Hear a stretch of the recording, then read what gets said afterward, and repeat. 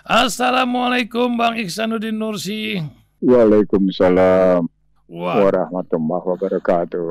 ya Bang Ihsanuddin Nursi, apa kabar? Sehat selalu pagi ini. Nampaknya Insya Allah. saya orang bilang ini urusan data ini Bang Ihsanuddin Nursi luar biasa. Itu menjadi perdebatan Ahad malam kemarin. Lihat Bang Ihsanuddin Nursi, perdebatan yang cukup seru terjadi. Nampaknya Pak Jokowi bilang, itu ndak pantas itu ya. Tapi itulah namanya debat. Kalau bukan begitu namanya kongko. Apa yang Bang Ihsanuddin Nursi lihat dari perdebatan calon presiden sedemikian dan komentar-komentar yang berkeliaran. Sementara mungkinkah infrastruktur dibangun tanpa hutang?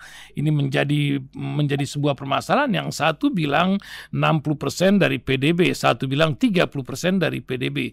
Sementara sebagian pendengar bingung maksudnya gimana sih gitu. Nah, ini mungkin buat pendengar awam harus lebih jelas gitu Bang Ihsanuddin Nursi. Belum lagi kisah sebuah anak muda yang ya para aktivis yang mulutnya pedes lah kadang-kadang mengkritik walaupun dengan data. Nampaknya pengadilan terhadap Lord Luhut ini berbuah kemenangan bagi para tertuduh. Ada fenomena apa yang terjadi? Demikian Bang Ihsanuddin Nursi, mungkin urusan nilai-nilai ada 11 dari 100, ada 5 dari 10. Itu bagian dari selempetan sana sinilah perbincangan kita pagi ini. Silakan Bang. Tafadhol. Bismillahirrahmanirrahim. Subhanaka la ilma lana illa 'allamtana innaka anta alimul hakim. Yang pertama kita mulai dulu dari penilaian 11 dari 100 gitu ya. Lalu ada yang menilai 5 sampai dengan 10.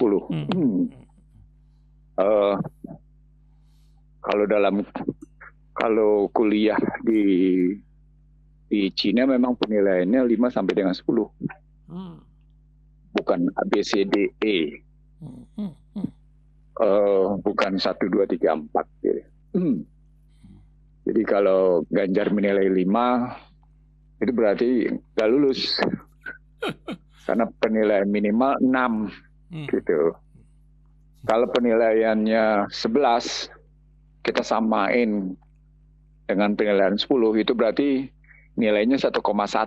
Itu lebih nggak lulus lagi, lebih parah lagi.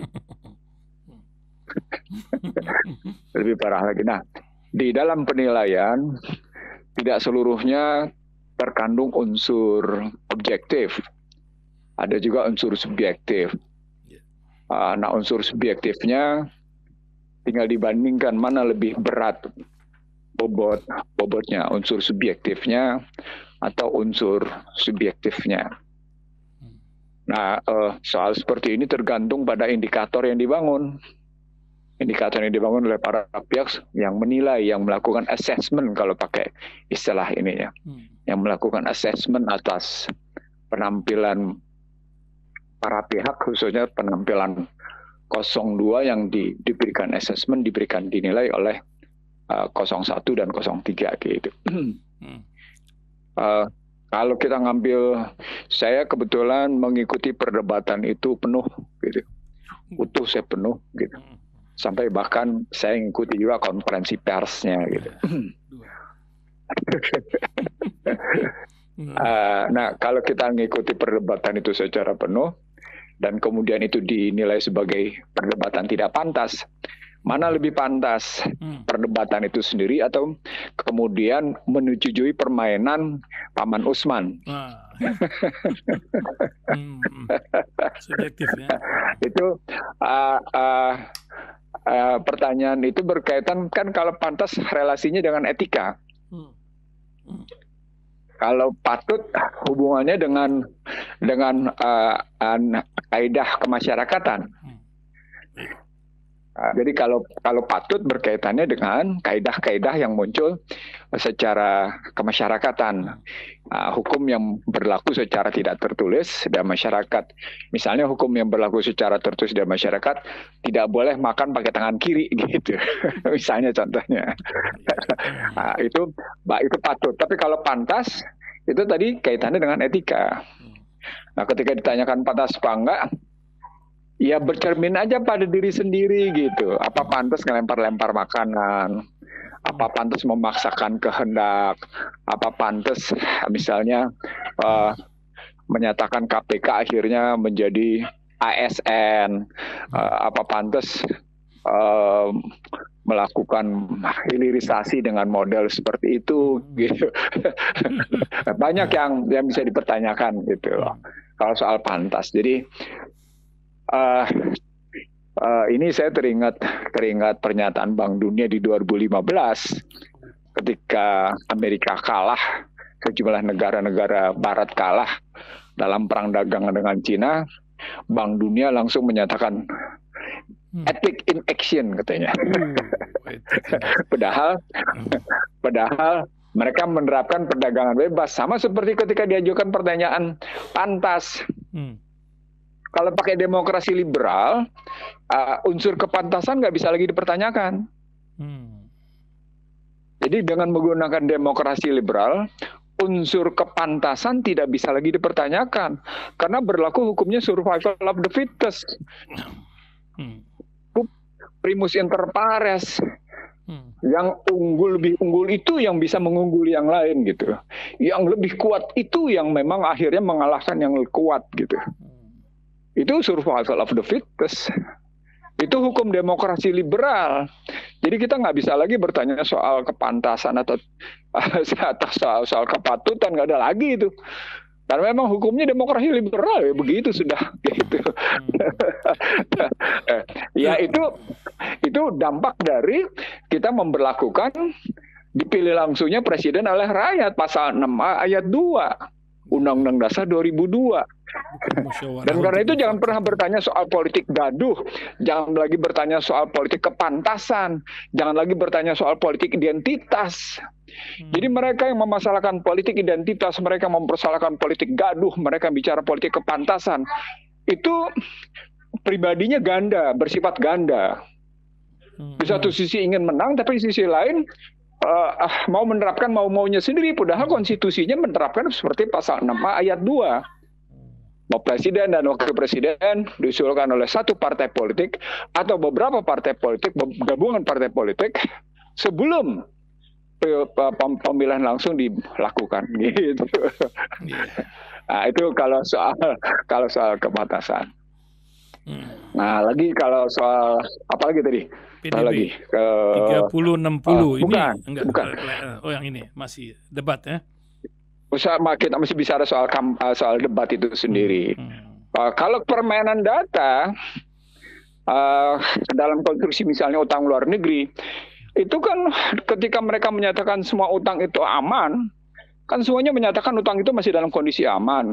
Utang akan digunakan untuk sektor-sektor produktif. Itu yang saya bilang berkali-kali, modalnya masih modal riba itu. Modelnya semuanya masih modal riba kalau begitu.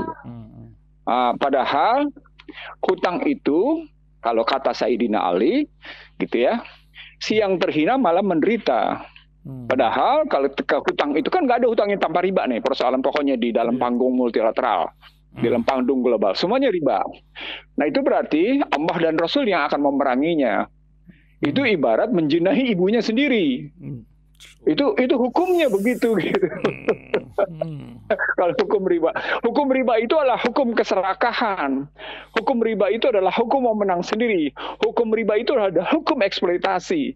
Nah, kalau mereka menganggap 34% masih aman, pertanyaan mendasarnya, parameter apa, indikator apa yang kita bisa terima bahwa 34% itu aman? Mereka bilang kan, oh ini masih aman, wah begitu. Utang masih pakai sektor produk. Nah, apalagi kalau pakai, saya kebetulan menyebutnya, saya mengupdate terakhir saya pakai angka IMF aja deh, gitu ya. Pakai angka IMF aja supaya nggak bisa diganggu gugat gitu. Kalau pakai angka IMF, itu Amerika sudah bergerak di antara 110 sampai dengan 113% hutang terhadap PDB-nya.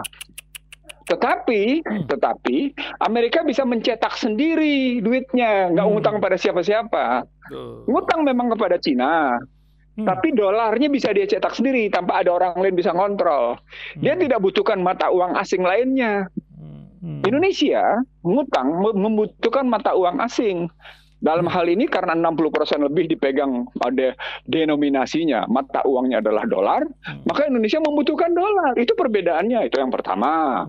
Yang kedua, jasa teknologi Amerika, Jepang itu tinggi. Indonesia jasa teknologinya tinggi apa enggak? Itu yang kedua. Yang ketiga, kita mesti ngelihat sekarang jasa-jasa kita negatif atau positif. Neraca perdagangan kita atau neraca pembayaran kita itu negatif atau positif. Oh, mereka bilang, iya neraca perdagangan Jepang, neraca perdagangan Amerika juga negatif. Betul. Tetapi ada tetapinya. Mereka, itu aja mereka sudah punya masalah. Tetapi mereka masih bisa mencetak uang sendiri. Jasa mereka masih positif. Jasa kita negatif kok. Sehingga neraca perdagangan jasa kita itu tidak pernah positif. Jangan cuma dilihat kita bisa melakukan, makanya kita melakukan hilirisasi. Bagaimana mungkin kita melakukan hilirisasi? Pemilik hilirisasi bukan kita.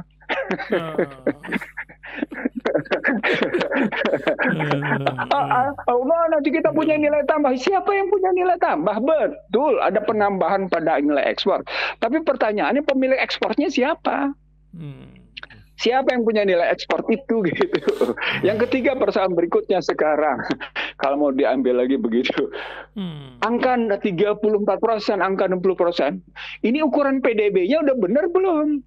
Padahal yang namanya indikator PDB sejak tahun 70 itu sudah diprotes. Trickle down effect itu teori gagal. Itu sendiri sudah diakui sejak Orde Baru bahwa teori trickle down effect adalah teori gagal. Tapi kita dunia tidak bisa membangun alternatif berpikir bahwa sesungguhnya teori PDB itu tidak bisa ditekankan pada posisi konsumsi dan investasi asing. Ya, teori PDB tekanannya pada konsumsi dan investasi asing. Kalau teorinya teori pakai pemikiran yang saya coba bangun gitu ya, bahwa konsumsi nomor 2, investasi nomor 1, konsumsinya didapat dari negeri sendiri, investasi didapat dari negeri sendiri, maka tidak akan terjadi yang namanya PDB palsu. Ini kan kita punya PDB katakan 3.300 triliun US dollar. Gitu misalnya gitu kita bilang ya. Sehingga income per kapita kita bagus. Tapi ketika diukur dari namanya purchasing power parity, diukur dari posisi daya beli masyarakat, itu rusak nggak karu-karuan gitu. Nah, itu dipakai perbandingan. Jadi kalau di luar sana menghitung juga yang namanya PDB berbasis purchasing power parity terhadap utang, PDB pada nilai real terhadap utang, PDB secara umum yang diketahui. Jadi kalau coba buka deh sekali-sekali situs IMF atau buka deh situs luar yang melakukan kajian-kajian tentang utang. Maka saya selalu bilang, hutang itu 3 hal. Pertama, tadi menggadaikan harga diri. Kenapa? Karena si yang terhina malah menderita. Hutang itu menggadaikan masa depan. Hutang itu mengambil pendapatan masa depan. Hak-hak masa depan itu diambil. Itu makanya saya, kalau memang tidak butuh-butuh banget, jangan hutang. Nah, lalu bertanya orang, bisa nggak bangun infrastruktur tanpa hutang? Bisa. Itu dia. Buktinya jembatan Pasopati ketika Rizal jadi Menko. Itu konversi. Itu konversi. Nah, itu bisa. Sisi lain, kalau kita memang berdaya guna atas posisi APBN kita, berdaya guna atas posisi yang namanya sumber daya alam kita bisa kok tanpa ngutang. Memang akhirnya menggunakan APBN juga. Tapi kan memang ini disebabkan kita tidak memilah-milah mana infrastruktur yang sifatnya publik, mana infrastruktur yang sifatnya kuasi publik swasta, mana infrastruktur yang sifatnya swasta. Ini kan nggak kayak terpilah-pilah, semuanya serba komersial. Jadilah berantakan kayak gini gitu ngelihatnya. Itu yang saya anggap gitu. Yang menarik lagi dalam perdebatan itu gitu ya. Ketika bicara penataan kelembagaan dalam persoalan keamanan, semuanya sepakat polisi tetap di bawah presiden. Itu kan menarik. Itu menarik. Tidak ada yang berani menyatakan bahwa sesungguhnya polisi punya masalah dalam penegakan hukum. Kan gitu. Sehingga masyarakat menuding. Sehingga masyarakat menuding. Tudingannya adalah hukum tumpul ke atas, tajam ke bawah. Hukum tumpul terhadap sesama pendukung penguasa, tapi begitu tajam terhadap kaum kritisi. Kan gitu. Itu kan penegakan hukum dilakukan oleh kepolisian. Gitu. Nah, ketika bicara penataan kelembagaan, itu juga tidak lagi dibahas lebih dalam oleh yang namanya para paslon. Kenapa? Karena dalam hasil dari produk reformasi ini, skema dan struktur kekuasaan negara itu dalam kelembagaan itu kacau balau. Itu tidak dibahas juga gitu. Nah itu kelihatan. Lalu debat lagi soal data keamanan. Itu kan tadi soal keamanan, pertahanan. Lalu dibahas tentang cyber security.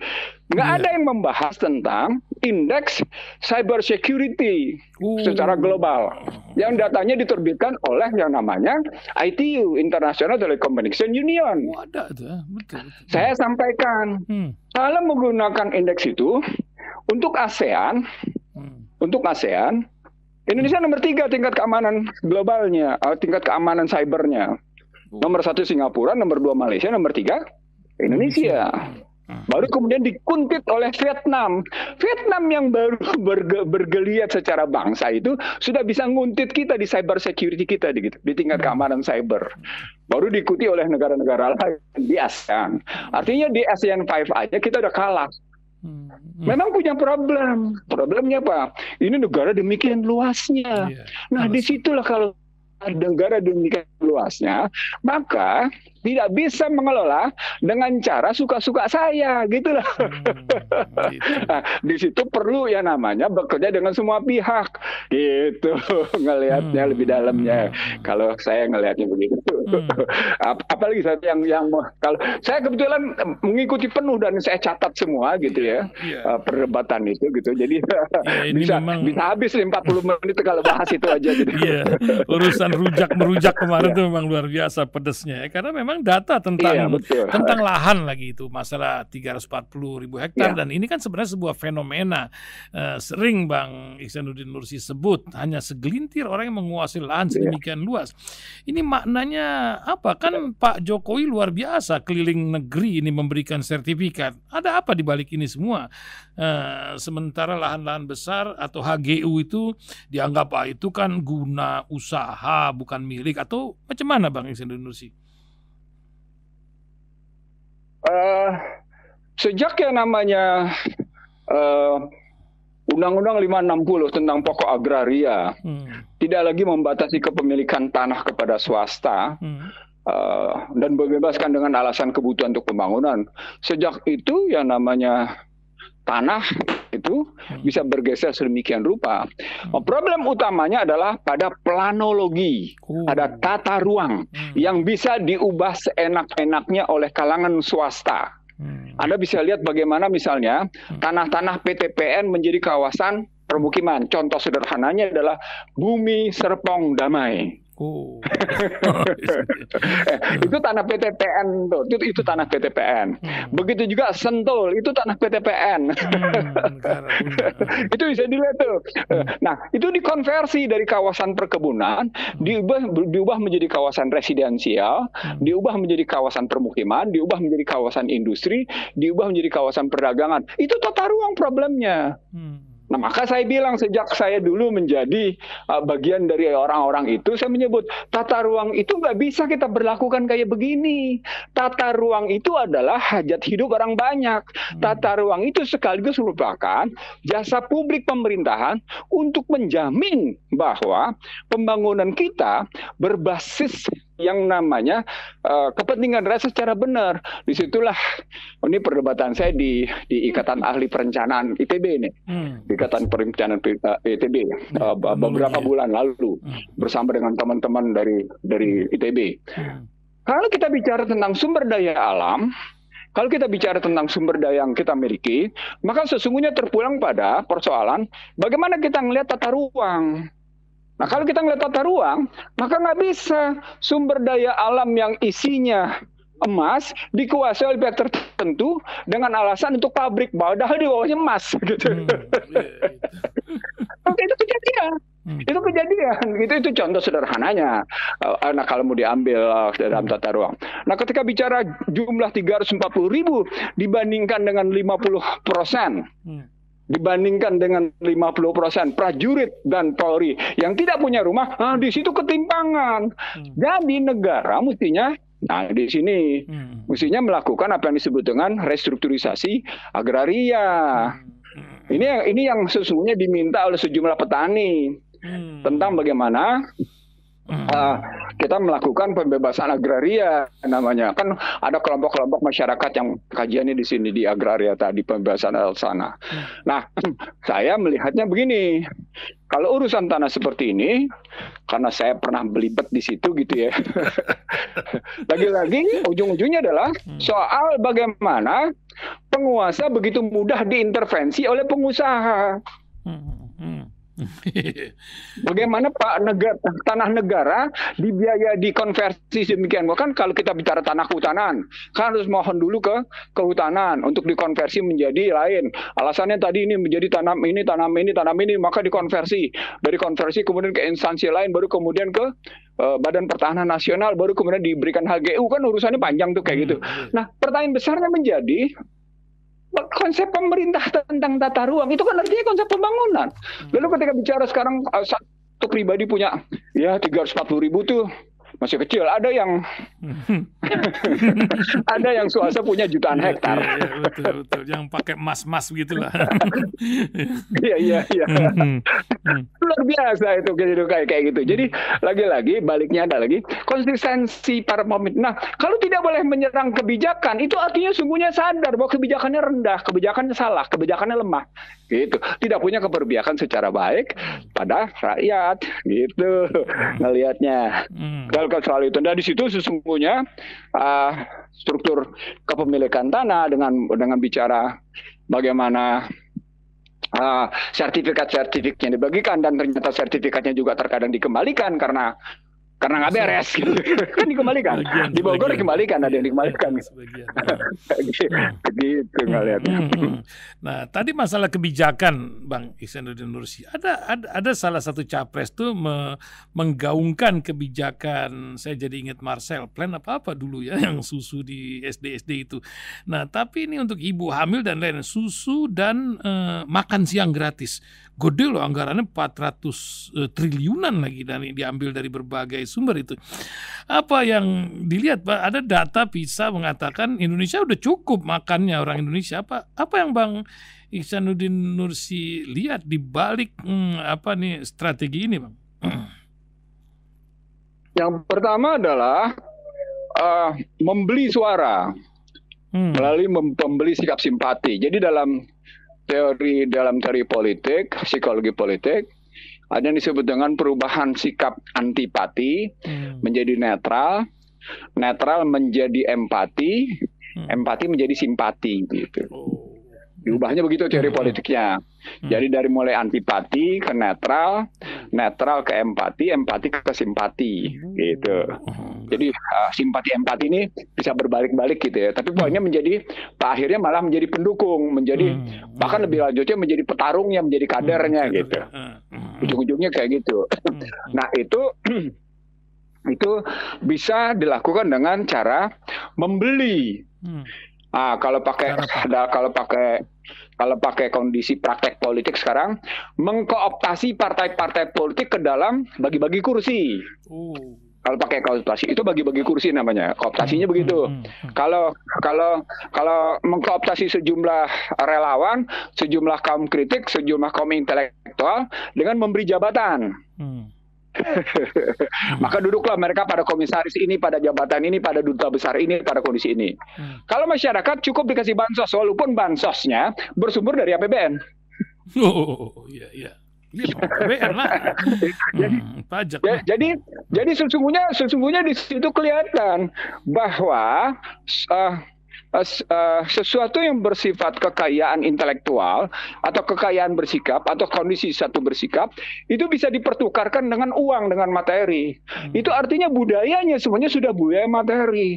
Nah, problematiknya tidak disadari bahwa pembelian suara, pembelian simpati, pembelian simpati ini dan akhirnya pembelian dukungan, itu kan membeli dukungan namanya.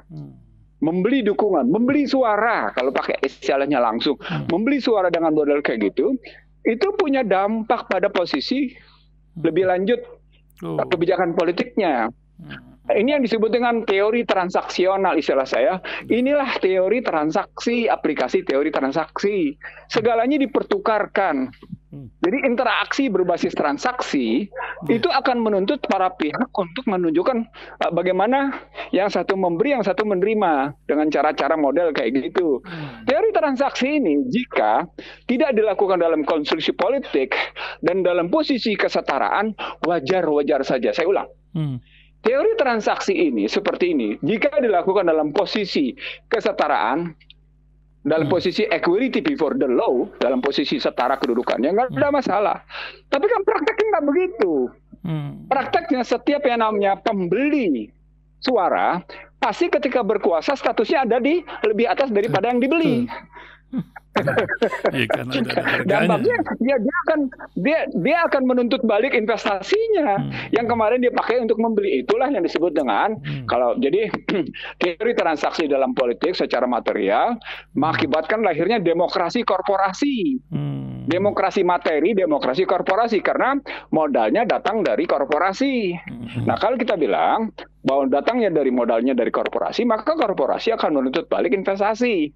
Tuntutan balik investasi ini akan mengakibatkan apakah sumber daya alam, apakah sumber daya buatan, apakah sumber daya politik itu akan milik korporasi.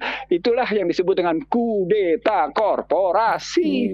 Negara secara tidak langsung atau secara langsung dikelola, diarahkan sesuai dengan kepentingan korporasi. Iya. Itu tesis saya 2004 itu yang berjalan hingga sekarang. Hati-hati Bang, tapi masih ngomong korporasi tidak nyebut nama nggak masalah. Tapi kalau nyebut nama ntar jadi rebet kayak Haris Azhar dan Fathia ini kan. Tapi ya lumayan lah hakimnya cukup berani memvonis bebas ya. Tapi kan ini masih berlanjut ini kan yang pertama ini. Nah, kalau kasus Haris dan kasus Fathia itu ada kasus politik di belakangnya. Bahwa kemudian Haris Azhar dan Fathia dibebaskan, kita berharap satu kemungkinan besar memang Lord Luhut kekuasaannya menurun. Gitu. Kemungkinan besar Lord Luhut kekuasaannya intervensinya menurun, gitu ya. Dengan begitu independensi lembaga peradilan mulai kelihatan.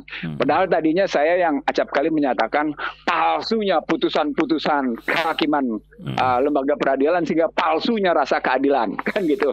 Bahkan ada yang orang ditahan tidak bersalah tapi udah sempat kan Haris sama Fathia sudah sempat ditahan kan paling tidak gitu. Kalau tidak sudah masuk. Tapi putusan bebas kan ya akhirnya apa? Sama seperti misalnya teman-teman yang karena ini bicaranya kasus ya, harus kita sebut nama nih. Yang sudah masuk penjara sekian bulan, akhirnya putusan pengadilan dan putusan pengadilannya karena sesungguhnya tidak bersalah, ya diputusin cuma 7 bulan karena sudah ditahannya 7 bulan gitu loh. Tapi ada juga yang sudah masuk dalam proses kepolisian, tapi kepolisian tidak pernah menerbitkan SP3 misalnya gitu loh. Kan begitu, jadi digantung aja kelompok-kelompok tertentu. Kasus banyak, jadi artinya kasus Haris Azhar dan Fathia ini satu benih rasa keadilan yang mulai memberi harapan, yang membangun harapan bahwa lembaga peradilan bukanlah apa yang saya sebut sebagai false certainty. Sebagai false certainty ini nggak terjadi bahwa sifat keadilan, sifat kepastian hukum itu palsu atau semu. Nah, kalau sudah kepastian hukum palsu atau semu, ya sudah memang rasa keadilan hanyut larut dalam deras politik popularitarisme gitu, politik transaksional gitu ininya. Nah mudah-mudahan ini ini kan pasti jaksa mengadukan banding. Yeah. Jalan terus. Ya, jaksa pasti mengajukan banding gitu ya. Dan kalau dia bebas murni langsung kasasi. Iya, gitu. Enggak, kalau dia bebas murni langsung kasasi. Nah, tinggal kita lihat sampai seberapa jauh hakim-hakim di Mahkamah Agung itu berperan dan mewujudkan apa yang saya sebut sebagai genuine, gitu ya, genuine and the truth certainty, gitu. Gitu ngelihatnya. Dan itu yang dibutuhkan bangsa ini, kepemimpinan yang genuine. Bukan kepemimpinan yang palsu dan semu, kepemimpinan yang origin, bukan kepemimpinan yang tidak amanah, kepemimpinan yang tidak sodik gitu.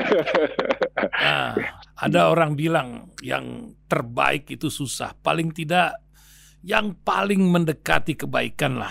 Saya nggak tahu ya, sekarang ini 36 hari lagi menjelang pemilu nih, 14 Februari. Di Amerika saja pengaruh dari berbagai negara ada ya, dari Cina, dari Rusia bahkan waktu itu. Trump luar biasa, belum lagi Eropa dan Amerika. Apakah dia menang-menang baik atau dia juga mempunyai sebuah agenda dari korporasi kah, dari apa cerita lain? Bagaimana Bang Ihsanuddin Nursi? Nah, ini menarik nih pertanyaannya. Tapi tinggal 4 menit lagi nih Bang. Lanjut. Tadi kita mulai 8:07. Oh iya, 8:33. Berarti saya masih ya oke. Masih ada. Oke, lanjut. Tadi saya mulai dengan 8:07, sekarang 8:33. Berarti saya masih 26 menit. Ya, jadi izinkan saya 4 menit ini. Oke. Maafkan, saya hitung aja 30 menit, bukan 40 menit. Oke. Kalau kita ngambilnya soal pengaruh asing, satu peristiwa pemilu jangankan di Indonesia, seperti tadi disebut, untuk Amerika saja pengaruh Rusia luar biasa, pengaruh Cina luar biasa gitu. Apalagi Indonesia. Pasti pengaruh mereka ada. Nah, saya menyebut sejak saya di DPR, kita harusnya waspada akan intervensi asing. Pada 2004, pemilu 2004, Carter Institute itu, National Democratic Institute itu di bawah Carter itu, dan kemudian beberapa negara Uni Eropa dan beberapa negara lain itu ikut cawe-cawe atas pemilu kita. Karena pemilu di bawah sistem liberal, sehingga Carter menyatakan in majority Muslim country demokrasi has won. Gitu. Di mayoritas negara Islam, di mayoritas yang beragama Islam, demokrasi telah menang. Itu artinya paduan antara teori dikotomi, teori antinomi tentang demokrasi dengan Islam. Itu pernyataan Carter di International Herald Tribune. Apa artinya? Artinya keterlibatan pihak asing dalam konstruksi demokrasi liberal, maka kemarin keluar New York Times tentang apakah ini demokrasi atau dinasti. Kenapa? Karena pasti mereka membela dinasti, gitu loh melihatnya. Itu jadi Indonesia dipaksa untuk betul-betul memperlakukan demokrasi Barat itu sejak lama. Kalau dalam catatan saya, sejak yang namanya pemilu 83 sampai dengan dibongkarnya Undang-Undang Dasar 45 menjadi Undang-Undang Dasar 2002 adalah bukti apa pentingnya Barat cawe-cawe terhadap sistem politik di Indonesia. Jadilah demokrasi liberal. Nah, ketika 2024 terjadi, mereka nggak bakal diam. Dulu mereka bicara tentang sistem dan orang. Sekarang ini mereka menganggap sistemnya bodo amat. Kau udah tunduk sistemnya sama sistem gua. Lu sudah menerapkan sistem gua. Tinggal bicara tentang orangnya. Nah, di situ tinggal kita lihat bagaimana kemarin ketika bicara politik luar negeri dengan bicara Dasar-Sila Bandung. Seperti saya bilang berkali-kali di yang namanya di Rasil. Teori bebas aktif itu, non-blok itu basisnya adalah kita tidak boleh berpihak kepada salah satu azas pertama. Ini kan Bung Karno nih sebagai terjemahan dari penjajahan di muka bumi harus dihapuskan. Yang pertama, kita tidak pernah menyetujui penjajahan dimanapun. Maka kita tidak setuju dengan Palestina yang diperlakukan dijajah oleh Israel. Jelas itu. Dan karenanya kita tidak boleh berpihak ke dalam negara kekuatan manapun. Nah, dalam fakta, Indonesia sudah berpihak kepada OECD dengan bersedia menggabung dengan OECD dalam konstruksi perang nilai mata uang dengan BRICS. Gimana tuh? Satu, itu kan nggak dibahas dalam perdebatan itu gitu. Yang kedua, karena kita tidak berpihak, maka posisinya terhadap para pihak yang sedang bertikai, maka kita harus mengajukan konsep-konsep perdamaian berbasis keadilan. Nah, ketika kita bicara perdamaian di Palestina, dilepeh. Jadi ada problem di situ. Ketika kita bicara membawa konsep perdamaian Ukraina Rusia, kita nggak ngelihat basis konfliknya. Apa artinya? Ketika kita bicara non-blok dan menjadi panglima diplomasi, kalau pakai istilahnya Anies, kita harus menjadi panglima. Kita harus menjadi pemimpin diplomasi. Presiden itu harus menjadi panglima, harus menjadi pemimpin diplomasi. Dalam itu artinya Anies sadar bahwa panggung internasional dalam konstruksi konflik terus itu yang saya bilang di Rasil berkali-kali, perang untuk damai, damai untuk perang, ekonomi untuk perang, perang untuk ekonomi. Maka kata kuncinya ekonomi untuk damai. Dalam praktek, ekonomi justru yang melahirkan perang, seperti kasus Ukraina yang pada posisi bagaimana 60 negara di dunia mengalami resesi di 2024 ini. Jadi kalau kita ngelihatnya kayak gitu ya, hubungan luar negeri kita dengan geopolitik yang sedang bergeser dari unipolar menjadi multipolar, menjadi bipolar, maka kita harus melakukan reposisi. Sayangnya dalam perdebatan geopolitik pertahanan dan keamanan nggak ada salah satu capres yang bicara tentang reposisi Indonesia berbasis Dasar-sila. Cuma menyatakan langsung sebagai panglima diplomasi atau pemimpin diplomasi gitu. Nah, sebagai penutup, debat itu tidak menentukan apa-apa, tidak terlampau menentukan. Siapa kalah, siapa menang dalam debat itu cuma sekedar menunjuk pada 5 hal. Menunjuk pada penguasaan referensi, menunjuk pada penguasaan metodologi, menunjuk pada penguasaan data, menunjuk pada kemampuan analisis argumentasi dengan kalau pakai Al-Quran itulah ulil albab. Jadi sesungguhnya debat itu menampilkan siapa yang ulil albab atau bukan. Begitu. Apakah dalam kondisi berdiri, duduk, atur, gitu ya. Nah dari situ sesungguhnya pertanyaannya, kita harus bermusyawarah atau harus berdebat? Kalau bicaranya tentang seperti itu, apakah masyarakat diajarkan perdebatan yang saling mempermalukan, gitu. Itu kan mempermalukan satu sama lain. Nilai 5 sampai dengan 10, 11 sampai dengan 100, standar etik dia dibandingkan dengan yang namanya alutsista. Kan standar etika apa yang Anda terapkan ketika bicara pengadaan alutsista? Itu pertanyaannya sederhana. Sederhananya pertanyaannya, tapi jawabannya luar biasa. Kenapa? Karena etika yang bersifat nilai-nilai dibenturkan dengan hal-hal praktis dalam procurement, dalam pengadaan gitu. Nah, mudah-mudahan saya salah, saya mohon maaf. Subhanaka Allahumma wa bihamdika asyhadu la ilaha illa anta wa astaghfiruka wa atubu ilaik. Assalamualaikum warahmatullahi wabarakatuh. Waalaikumsalam warahmatullahi wabarakatuh.